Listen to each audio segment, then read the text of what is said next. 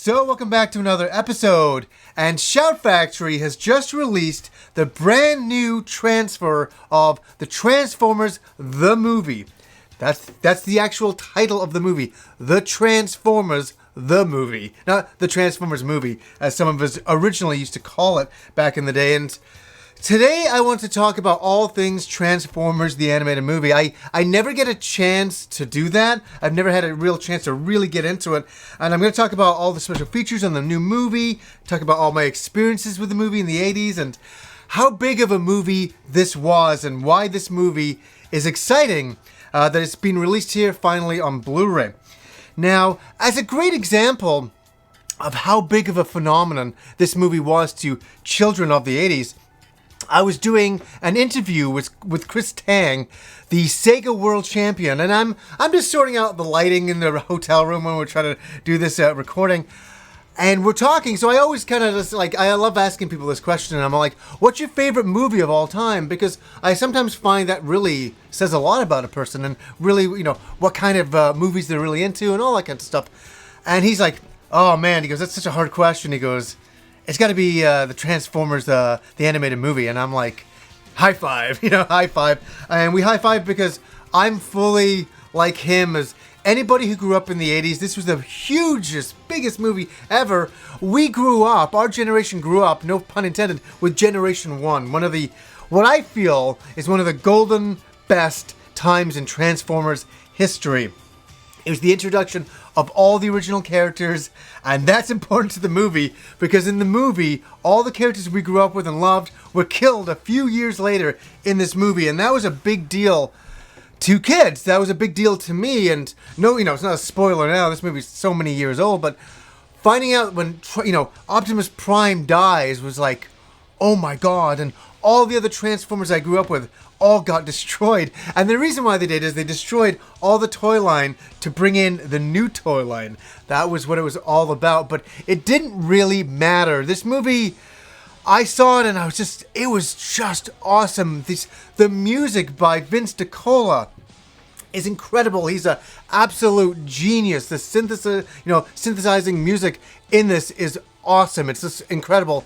Never mind all the original, songs and stuff like that.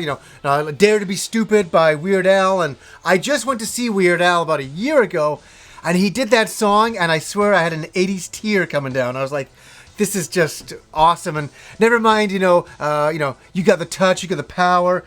Here's the soundtracks. I've had all the soundtracks over the years. They have been the soundtrack of my life. They really have been. Some of this music, whenever I was going to a job interview, I'd listen to, You Got the Touch, You Got the Power, just before I would go into an interview. And it would totally pump me up, and maybe I was a little bit too excited at that point.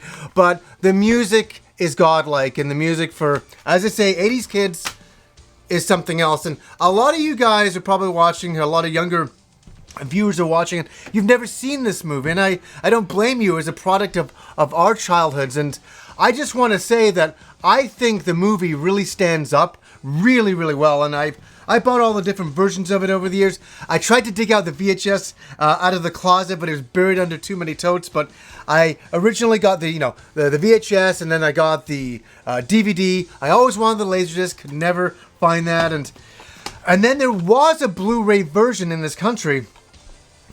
But it was released in Australia, but it will play on your PlayStation 4s, but none of the special features will play, so that's where we took a hit. And then we come into now, this brand new version, and at first I was looking at the cover, and this is no insult to the artist, I think it's a really great cover, but I love the original artwork, where Shout Factory is fucking awesome. Look at that. It has reversible covers, so I flip the covers, and I can get something more in tune to the original cover and this original cover as well. There's a few out there, but I've always liked this. I think this is the Japanese painting version. Very, very beautiful. And let's get to the review. How is this movie on Blu-ray? I was already spoiled. I saw it on the Australian Blu-ray, and it looked fantastic. How does this version stack up? It's from a brand new 4K transfer. Well, here's my review. It's going to look as good as it could ever look. Now, we're talking about a movie from 1987, an animated movie that had a bit of a bit of a history with it. Everybody's been trying to find the best transfer of the movie. Everybody says they have the best transfer of the movie, and the movie's so old, it has so much dirt on it, and you can't remove all of that dirt, and there's a lot of problems with the original negatives. That's the thing, the originals have some issues with them, and that's hard to make perfect. And I'm going to say that this is the best version that I've seen. I am happy with it. You can really nitpick a lot of the different colorings and stuff like that, but in the end of the day, this is the best version you're going to get. So all the 80s guys like me and gals, I think what else could we ask for, really? A 4K version of it, it supposedly exists from this. I'm really happy with it. I think it's really fantastic. The special features. There's a brand new special feature on here. It's a documentary. It's called Till All Are One, which is a great line. How is that? Here's my honest review. It's not bad. It's all right. I was hoping for a little bit more in-depth into, how the movie was, how they came up with the concept and worked on it, but none of that footage exists, and I guess that would be kind of hard to narrate something like that. There's a lot of the voice casting, which is great. I love the voice casting, but I wanted a little bit more in-depth on the making of the movie itself. And there is some great commentary on here by the director and the story consultant and stuff like that. There's a few other featurettes. They show the storyboard, so I can't really complain, but I guess I would love like a 2-hour documentary on the making of Transformers movie. That's a pipe dream, and that's just something selfish on my point that I would love to see. But the movie's fantastic. It looks really, really good. Compared to all the other versions, I'm very, very happy with it. Now, Transformers, the animated movie, has done so much for me over the years. It inspired me so much that, here we go. Right after I saw it, back in '87, I started to do my own Transformers, the movie, like little comic books. This is my only versions. I would have loved to animate or something like that, but I couldn't do that, and I did all that with felts and stuff like that, and I was very, very inspired. There was something about the Transformers, the movie artwork that I loved. It was just the detail and the layers of color. I've talked about that a few other times. It really inspired me. It inspired me so much, and I've talked about this once before, a long time ago, that I sat down, must have been in 2003, and I decided to do my own Transformers, the movie 2. I wanted to do a second movie follow-up. And they did, a storyline after the movie, but I was never really happy with it. It was never as edgy as that movie was, and I wanted to start directly where that movie had ended. And it was going to be really cool. As we know that in the movie itself, there's Unicron, and, which is, the planet destroyer that transforms and all that. In my movie 2, this is kind of crazy. Look at this. I'll just show you guys. This is my artwork. This is all original artwork. All of this stuff. There's Unicronus, who is the leader of the Unicrons. And the Unicrons are an entire race. Think about how terrifying that is. And they find out that one of their Unicrons, it would have been like Unicron 347 or something, had been destroyed. And so they sent an armada along with the big one here, Unicronus, to find out what happened. And so they arrive on the scene, and look at this. Here we go. Here's Cup up here, and this is the Transformers base. This is all stuff I drew. I studied the movie, and I kept a model because I did go to film school. I studied animation, so I made sure that all the Transformers looked exactly how they looked in the movie. I was very methodical about it. It took me 3 days to draw a page. I was that ridiculous about it, but what it was about is that the Unicronus and the Unicrons come to the solar system, and the Transformers are like, the Autobots are freaking out and all of that. And there's a little bit of a battle, and this is hard to describe, that Optimus Prime and Megatron's brought back, are fighting, and they fall into the inner sanctum of Cybertron. And Cybertron doesn't know what to do with them, so it recreates them as this. It's a hybrid Megatron Optimus Prime. It's really, ridiculous. It's really kind of crazy. And here's the big reveal in the movie too that I was creating is that, and I think it was in the, I've never read it, but I heard it was in the actual comic book itself, is that Cybertron transforms.